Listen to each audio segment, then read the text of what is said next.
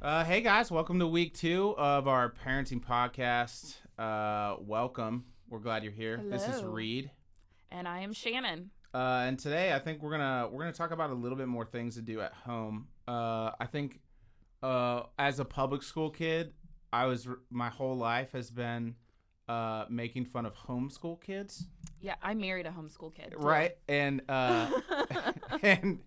and now we're all forced to homeschool our children. I know. Now we're all in that world together. Yeah, so we're going to talk about parenting tips for homeschooling your kids.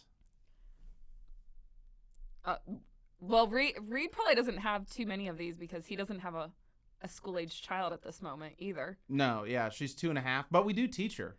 Well, that's good. It's like we're homeschooling but early. The home preschool Yes. or life, Yesterday, as most parents would call it. It's life. Yesterday she just started coughing into her arm, so she's Nice. She's super polite. My 18-month-old, for the most part, has the cover your mouth, but it's not a full coverage. Like the other day, she covered her mouth with her fork. Yeah. So I'm like, you're just spraying contaminated food everywhere is what's happening. Well, so yeah. As long as it makes sense in their mind, I'm pretty cool with it. I mean the motion is there, so she gets A for effort. She likes a good round of applause, so that's really what keeps her going in the morning. Yeah. We have a karaoke set, and it has like a little applause button. Is that all she uses on it? Yeah, well, yeah. So anytime she does something, she'll just go over and kick the applause button, and then we all have to stop and clap for her. Oh, it's like her Staples "That was easy" button. She just keeps it exactly. with her. Yeah, it makes it so much cooler. So Shannon, what do you have about the smarts and spiritual of homeschooling? Well, I mean, so it's not just the educational system that we're doing at home. We're also doing church at home. And we've had to all relearn just the balance of life and all those pieces that we weren't responsible for, on top of relearning all the things we are responsible for on top and all of that. So for us with school, I have a first grader. So thankfully we're not doing learning above my remembering level, because as we all know, you memorize for the moment and then you dump the stuff you never have to learn again. So Like math. Well, I like math. Oh. Although when we get up into the geometry, I'm going to have to do some refresher. I love that, but I honestly can't remember any of the equations. I remember the general logic of it, but I'm sure they aren't using that logic anymore. They changed all the logic for, they don't call it subtraction in the first grade, I feel like. Yeah. He seems confused when I use that word. Luckily, I could just keep taking algebra in high school, and they kept letting me. So I didn't really have to get out of that, which was nice. How long did it take you to actually get an A in the class, though? I never got an A in the class. I just kept passing it. that was your bar. Yeah. Just get the credits and pass. But I did algebra, and I did the shape one, geometry.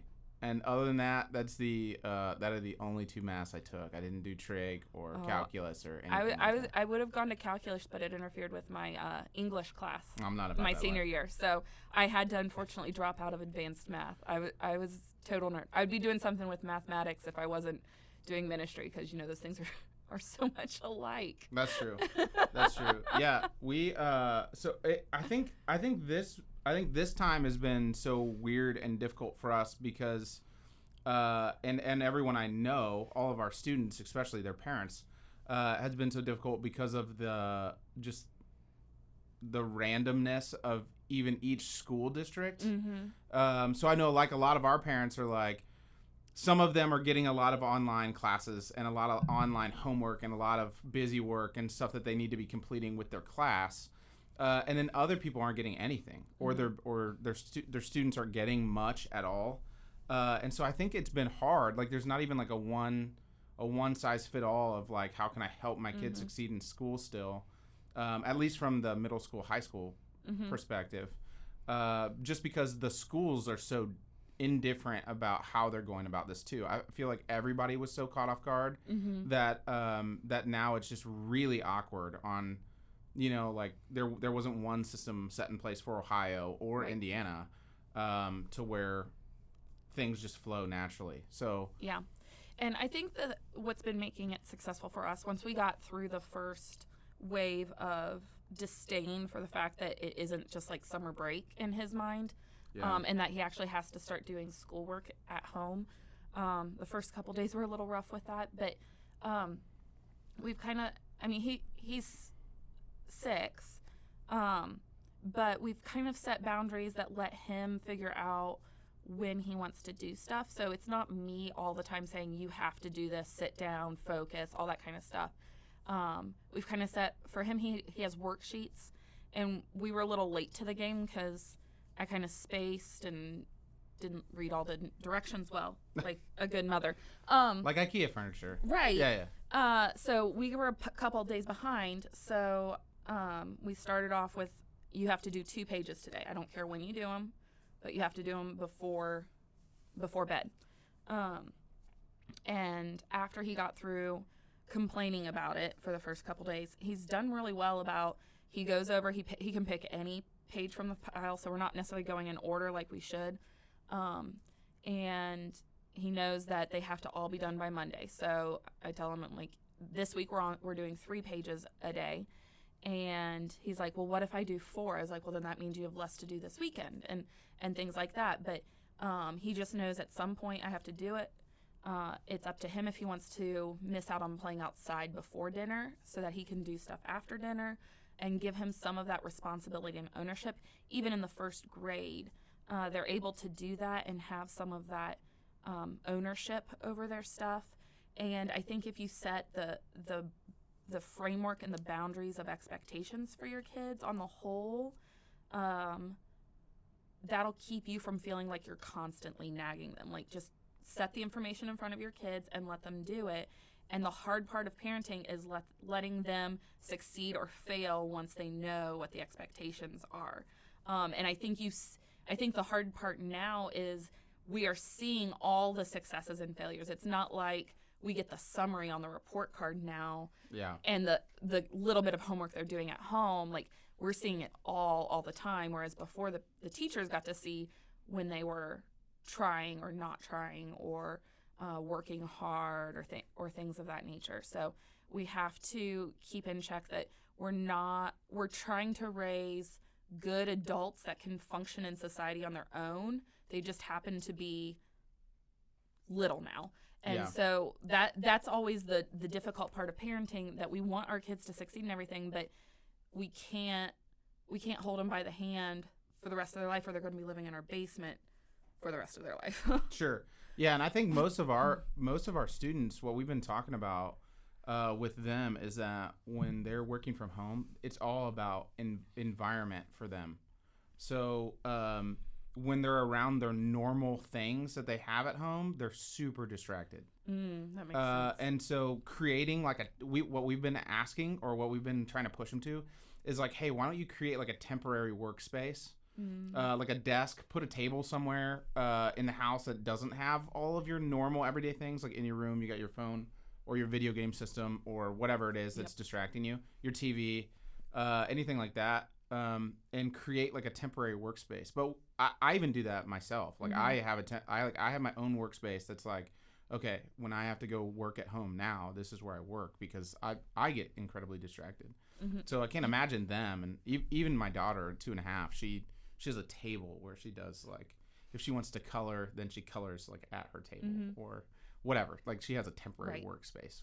Yeah, and I mean, I don't know how you do it in your house, but we have toys that belong in certain areas. So like helping your kids even at younger ages, like our 4-year-old knows that certain toys and activities are for certain areas. So we don't bring toys to the table. Like these toys are for the living room, or we have upstairs and downstairs toys. We have inside and outside toys. So even at younger ages, creating environments and boundaries for your kids so that it's not everything everywhere all the time. It's, if I want to do a certain activity, I go to this space to do it. And I think that gives comfort to our younger kids that aren't used to like the schoolroom environments necessarily, but it gives them a little bit more structure to, I don't know what to do because everything is always an option. It's, if you're in this space, these are your options. And if you don't want those options, we need to clean up here and go to another space. and that makes opportunity for new and exciting things throughout your day as well. Yeah. So let's get into the organic versus like planned activities with your family right now. Mm-hmm. And let's talk a little bit about the planned, and then we'll get into organic for a second. What are some things to do instead of Netflix? Yeah. So, after, like, my kids are thankfully in a pandemic daycare, so we're a little bit fortunate that they aren't home all day long and getting super bored. But even then, we can't go to the zoo, we can't go to the museum on the weekends.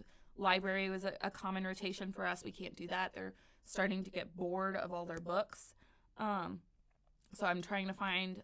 I know I have a box of books somewhere of stuff that I had from my childhood. I cannot find it to save my life. So never. It is. Yeah. It is somewhere. I'll find it after It's always quarantine. when you need it, you can't I know. find it. It has Boxcar Children in it. I know that would be perfect for my oldest. But, anyways, so I was like, okay, I need to give a little bit more structure than we're just gonna go play outside in the dirt. Although my boys would love that as the only thing that we do. True.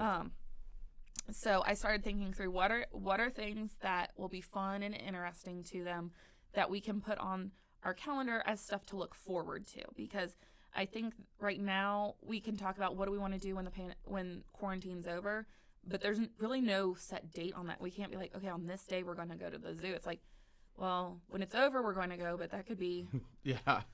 when Jesus returns. Right. My grandmother has started keeping a list of restaurants that she wants to go to after this is over. Oh, so these are some of the stuff that we're either planning on doing in our home or we have done that I think maybe you guys out there listening might find interest in.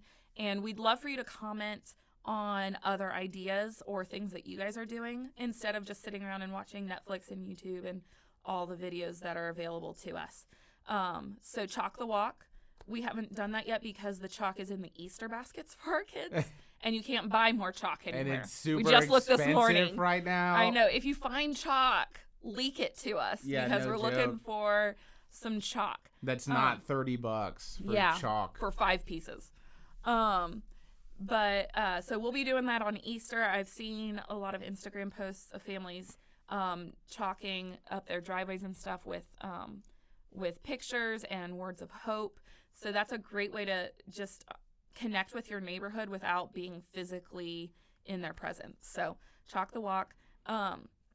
Play a board game. I think every family has the closet of games that they stopped touching a long time ago. Yep. Or even a deck of cards laying around that you can get Every some family togetherness with that. What's the game you guys are playing right now? Apples to Apples.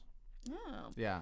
True confession. I hate that game. It's fair. It's a crowd favorite. If they were more into Settlers of Catan, then we would be into that. But yeah, our kids aren't old enough for that one yet. No, yeah, but we love that game. The rest of my family just doesn't. So. Oh, we'll have to have a Catan night when we're allowed to be in the same space again. I'm in for Catan anytime. We enjoy that. Our kids we go back and forth between Jenga. Because our 4-year-old is capable of that. We're still working on the taking turns component of gameplay. Like Candyland is more of a storytelling experience for him than an actual game. So we don't do that one as a family. But Jenga and Kerplunk are the 2 games that we've been pulling out of the closet. Yeah. Except when we can't play Kerplunk around our 18-month-old. She eats the marbles. Yeah, I hate that. And then play some get-to-know-you games. So I'm trying to figure out how we can do this on social media. So maybe this will be coming to a Whitewater story near you sometime. Oh, that would be fun, yeah. But, like, the old-school youth ministry games. Like we do this on Instagram. Like Never Have I Ever? Yeah, we play games on the Get to Know You questions, stuff like that more on Instagram. reasons to follow WW Youth. Yeah, I know. It's great. So like Never Have I Ever, and we always played it where you hold up both hands and you try and be I guess it depends on how you want to play. Do you want to be the person that's lived a sheltered life or had all the experiences as to whether you put down fingers or not? We always played the sheltered person wins because they haven't done anything else with their life. Yeah, I think that I think that the sheltered kid never wins. So yeah, you somebody makes a statement of never have I ever gone scuba diving or something like that. And if you've also never done that, you put a finger down. Right. And then I guess in Reed's version, the goal is to have be the one with fingers left up at the end of the end of the game. Experience always wins. Yes. Sort of. I don't know if we live by that philosophy, but still. Yeah. But so never have I ever. 2 truths and a lie is a good one. I had another one on the back of my brain and I can't remember it now, but I'm sure if you Google get to know you games. Yeah, you can probably find them everywhere. You can probably find it, and you might learn some new stuff about your family members that you didn't realize even though you see them day in and day out. Scavenger hunts are great. Mm-hmm. That's a great one. And you can find them if you're just looking for ideas. You can find them anywhere. I mean, there are so many. You just Google it and you can find so many. If your neighborhood has a community board on Facebook or a way to communicate, our community someone made a scavenger hunt for our neighborhood. So like everybody posted cool. like something that's in their yard or something that makes their house unique with their address. And then they made a huge scavenger hunt list for kids as they're walking through the neighborhood to try and find the houses. Or maybe you can start a group for your neighborhood. Or you can start a group and add some community to your neighborhood is always a good option too. So scavenger hunts both inside and outside. So I put Pogs on this, but really it's... What is Pogs? Bring out some of your old school games from your childhood. So what are the things... Because our kids are very fascinated by the fact that we played games when we were kids. Right. The fact that we were kids, one. We're and adults that we now games. and we're not allowed to play games. Yeah, they're always like, did you have toys when you were What a kid? What is Pogs? Because it seems like something that is not from my childhood. This shows how much older than Reed I am. This was when I was like 8-ish. So maybe you were born at that point. I don't know. I might be. Am I that much older than you? Oh, gosh. I don't know. I don't really know, to be honest. I don't think you're 8 years older than me. I don't think I am. I think I'm like 4 or 5. I don't know. Anyways. What year did you graduate high school? 2003. Oh, 2010. We're close. Okay. We're close. So you were like 1 when the Pog rage With the hit. Pog, yeah. And like when I was playing this with my kids, I was like, what? I don't understand why this was such a fascinating game to me, as most fads of our childhood are. Right. But basically, they're like small little, like $50 sized cardboard cutouts with pictures on them. Of course it was. And you stack up the little circles, and then you had slammers that are the same size, but they're made out of metal instead of cardboard. And you slam them on the Pogs and you try and flip them over. And if you flip them over, you get to keep them. It's not at all like Tiddlywinks, but it's that. I don't know what that is either, but that's like my grandmother's game. I was a Fisher Price kid. I just played with Fisher Price anything, basketball hoop, castle set thing, all the little silver knights and the black knights and those things. I mean, I did, but Pogs was the thing, and I spent lots of allowance money on Pogs and Slammers. So I have all of ours still, and our kids love it because you basically make things explode everywhere by throwing things at it. Like, what boy doesn't love a good permission to throw something? True. All right, next is make bread. Learn baking skills. Yes. Just in general. Yeah. Well, baking skills, but specifically bread because, you can't find it apparently. Although I think it's becoming a little bit easier. I think most things are getting easier to purchase now. Except chalk. But this weekend I'm hoping to I'm in the process of getting a sourdough starter going, which is like a 2-week process. So that's my plan B. But I bought a bunch of yeast. I want to make some bread and give it to my neighbors for Easter. So I'll be baking some bread this weekend because who doesn't love fresh baked bread? As long as you can make it right. You can also clean. Yes, because we're supposed to be much more hygienic. And to me, that means I mop my floor twice a month instead of when it's sticky. Once every 6 months, yeah. There's also outside activities like cloud watching. Just anything that's fun, creative maybe. Just engaging the creative part of kids' minds. And then the final one is we know everybody has that. I'm totally going to make this on Pinterest board. Yeah. And the DIY you have board. stuff sitting there from 6 years ago that you've never actually done, now's your time to just do it. Yeah, and I want to like emphasize this one a little bit, because how important is it? I think the most of the time I learned a bunch of home skills during the time that I was bored the most. So like even now, how important would it be to teach your kid how to work on their car, or teach them how to build something, or maybe not do electrical work, but like, or plumbing. Or plumbing, unless you want to. Things that will get rid of your house. Yeah, Potentially, don't do those. Something that will kill your house. Yeah, that would be bad. But how important is it? Like even just change light sockets or something. Like, you know what I mean? Like gardening season is upon us. Go get some seeds. Learned a bunch of stuff about those kinds of things when I was just bored in summers, which is kind of like the vibe that we're in now. Of like I'm in this long summer break, so take the most of those opportunities. So you can plan stuff out. I think there's a super important aspect of either planning out activities or just organically letting things happen. Like the other day, I was in the middle of working, and Kinley, my 2.5-year-old, she came up to me and she was like, "Daddy, outside me," and she does this thing where she puts her hand on her chest when she says "me." She does it every time, me, and she emphasizes the fact that we have to do it for her.